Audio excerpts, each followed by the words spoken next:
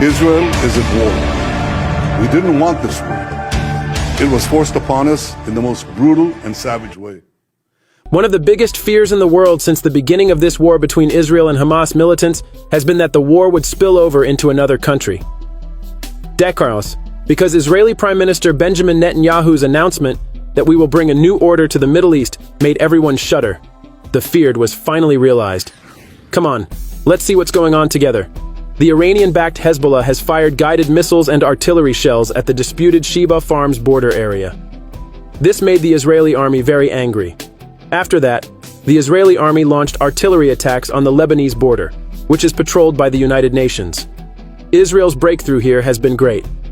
A journalist from Beirut explained that Lebanese political parties have been watching Israel's war against Hamas and have called on Hezbollah not to get involved in this war. Immediately after that, the Iranian-backed Hezbollah announced that it had opened missile and artillery fire on 3 Israeli-controlled areas in the Golan Heights. This has made everything even more heated.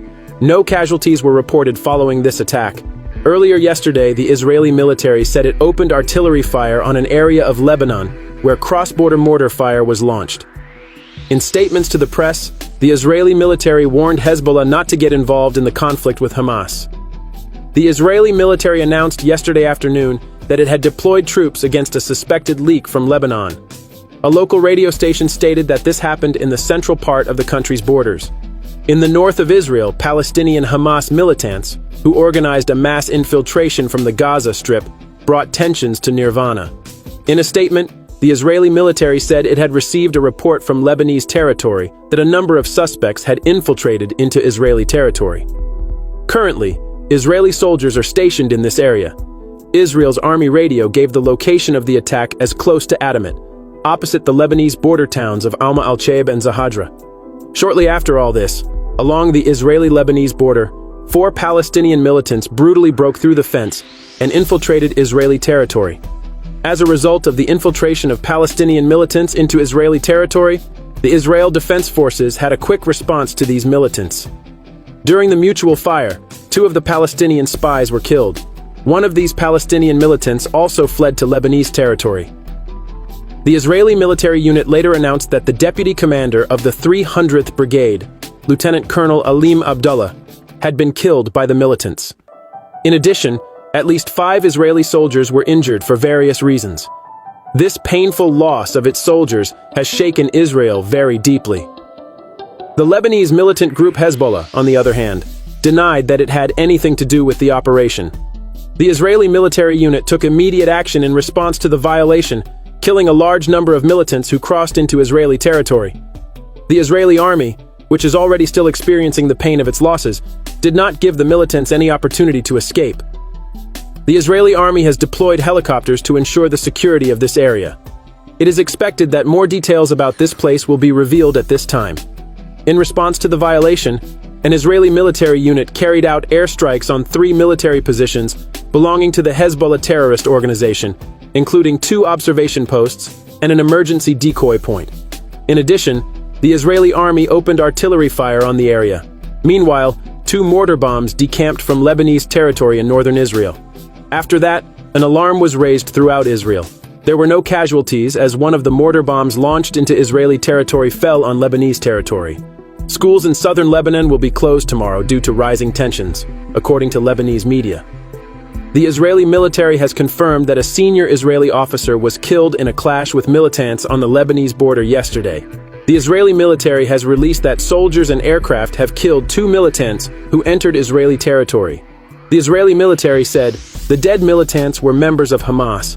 Later, at least 3 militants from the Lebanese Hezbollah movement were killed during the army's attack on areas in Lebanon in response to mortar fire. And right now, a breaking news story has been announced. Hamas has specifically threatened to attack the Israeli city of Ashkelon in response to Israeli attacks on Gaza. In a post on Telegram, Hamas announced that residents of the city, just north of the Gaza Strip, should leave the city by 17 Nazar's local time. The Israeli military said that more than 4,500 rockets have been fired from Gaza into Israel since the weekend. After all this, Egypt closed the Rafah border crossing due to Israeli shelling. Anyway, in order to cross this border, I need a list with your name on it. Despite the long queues and procedural problems, the closure of this gate once again shows the extent of events. These attacks have been extremely destructive on both sides. A very short time ago, Israel was shaken again. The rocket attack on Sderot has shaken the Israelis badly. This attack made the Israeli army very angry. Israel immediately responded to this attack, and Hamas militants suffered a huge loss. The Israeli army has achieved a nice success in the fire it has opened on the militants. Hamas militants have lost 2 of their top officials. We have seen in the recent past in the war on the territory of Ukraine what the loss of an official can cost in wartime. More armed men entered Israel through breaches in the wires designed by Israel to bring Hamas under control. Israelis cannot believe that it has taken so long for their army to regain control of the territory and villages along the border with Gaza. One unit made a request for a drone on social media, while others asked for sleeping bags and food. Israel's army is strong and has the capacity to repel Hamas, but its failure to achieve this so far reinforces the belief that the country's lavishly funded and prestigious military and intelligence agency should have stopped a disaster and has not done so. Some accusations are being directed at Israeli Prime Minister Benjamin Netanyahu. Israel is still sharply divided over Netanyahu, whose government's far-right agenda has sparked months of protests. But citizens of all political views are rallying behind their flag. The protests were suspended while Israel was officially at war. Even reservists who refused to serve in Israel are now lining up to return. Israelis are collectively experiencing the shock of the Hamas attack. The extent of the blood that Hamas has inflicted on Israel is unprecedented. An organization that plans its attacks so carefully will be aware that Israel's reaction will be harsh. The presence of about 100 hostages in the attack will complicate Israel's war plans. However, according to a cabinet leak in the Israeli press, a cabinet minister explained that this should not prevent them. Now both sides are in unknown territory. Facing Israel now are both Hamas militants and its most formidable enemy, the powerful Iranian-backed Lebanese militia group, Hezbollah. The prospect of entering a two-front war is Israel's strategic nightmare. On the other hand, some developments are emerging. According to Ali Baraka, the director of national relations abroad of the Gaza militant group, Iran was not notified before the surprise attack by Hamas on Israel. Baraka said that it was a surprise for everyone, including Iran. Baraka said the operation came as a surprise to Iran like everyone else. Of course, there is no basis for all these explanations yet. It looks like all this is going to get even more complicated. Stay tuned for developments.